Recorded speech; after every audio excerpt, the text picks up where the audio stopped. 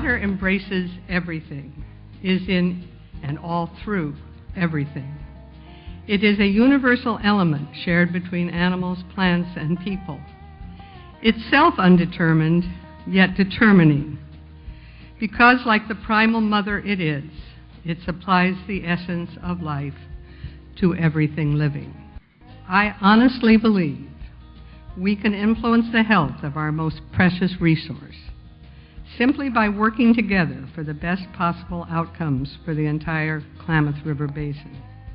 So let us celebrate ourselves and the good work that is being done. Let us celebrate our watershed and the communities within it. And let us celebrate our water.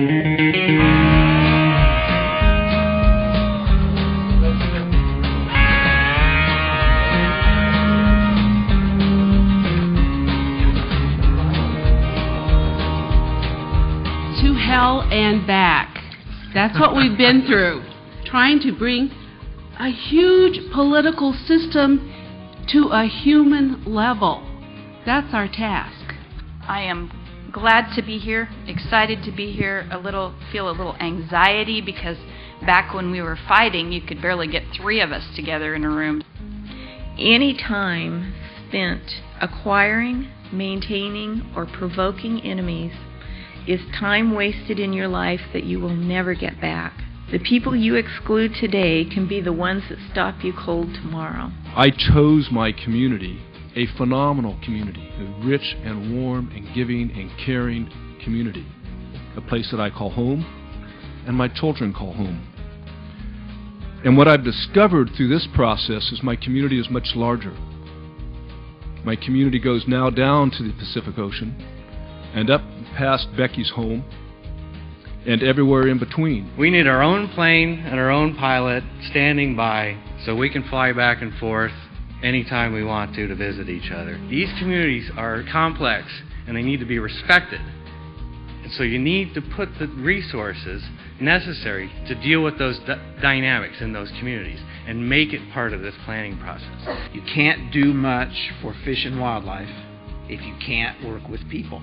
The status of fish in this basin is not good. It is a reasonable assumption that the improvement of habitat will improve fish numbers and that will improve the status of human communities.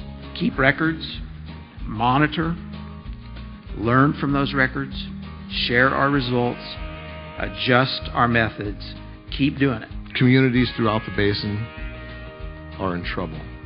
We need stability for our communities in this basin from top to bottom. Restoration would not happen in these areas without landowners getting involved, but also funding. Landowners do not have the funds available to do what needs to be done. Riparian fencing, $7,000 a mile now. Landowners don't have that kind of funds available. Looking at the diversity of all the projects that are being done on the Klamath shows you that people do care.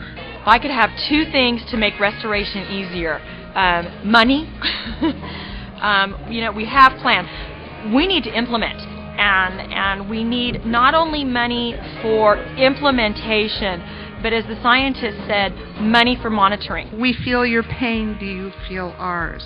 Several farming communities in our area are in high poverty rates. We strongly support the habitat restoration efforts in the Scott and the Shasta. There's right now $7,235,000 in construction-ready projects ready in the Scott Valley, and we're waiting just to add money and shake. We need to work toward taking advantage of opportunities to make things better for us all. Let's put people to work restoring the fishery. We've spent years saying, go get a college education and make something of yourself, with the underlying message that, because you can't do it if you stay here. And so we are now seeing the just rewards of that. Our children are leaving, and people feel like the industries are dead. And I'm here to say it's not so. Go get that college education and get your butts back here because we need your help figuring this stuff out.